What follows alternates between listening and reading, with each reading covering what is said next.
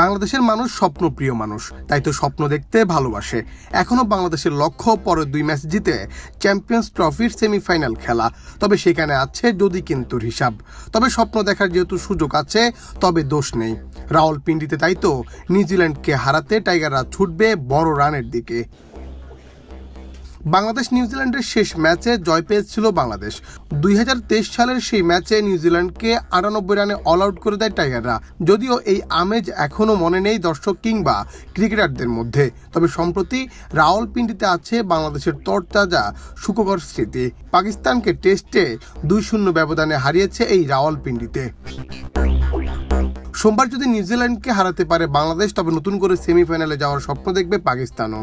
শুধুই বাংলাদেশের দিকে তাকিয়ে থাকবে পাকিস্তান তা না, 27 তারিখ পাকিস্তান বাংলাদেশ ম্যাচে যে দল জিতবে তাদের চোখ থাকবে নিউজিল্যান্ড ভারত ম্যাচে।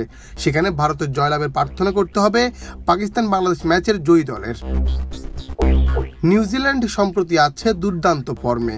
তাদের বোলিং, ব্যাটিং কিংবা ফিল্ডিং সব বিভাগেই নজরকাড়া পারফরমেন্স করেছেন। সম্প্রতি পাকিস্তানের মাটিতে খেলেছেন ত্রিদেশীয় সিরিজ, হয়েছেন চ্যাম্পিয়নও। 300-র বেশি রান তারা করে জিতেছেন অনায়াসে। চ্যাম্পিয়ন্স ট্রফির আগে আফগানিস্তানের সাথে প্রস্তুতি ম্যাচে 306 রানের টার্গেট জিতে নেয় 48 ওভারে। নিউজিল্যান্ডকে হারাতে হলে বাংলাদেশের আগে ব্যাট করে রান করতে হবে 350-এর বেশি, কারণ নিউজিল্যান্ডের ব্যাটিং ইউনিট খুবই শক্তিশালী। নিজেদের দিনে ডেভিড কনওয়ে, টম লাথাম, কেন উইলিয়ামস ও গ্ল্যান ফিলিপসরা দেখাতে পারেন বড় ইনিংস।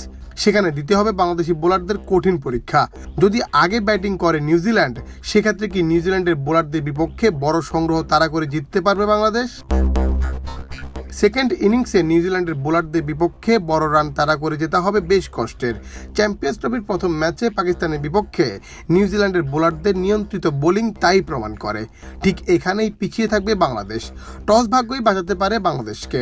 আগে ব্যাট করার সুযোগ পেলে বাংলাদেশ যদি 300+ রান করতে পারেন এই ব্যাটিং স্বর্গ উইকেটে, তাহলে দারুণ একটি ম্যাচ উপভোগ করবে সমর্থকরা।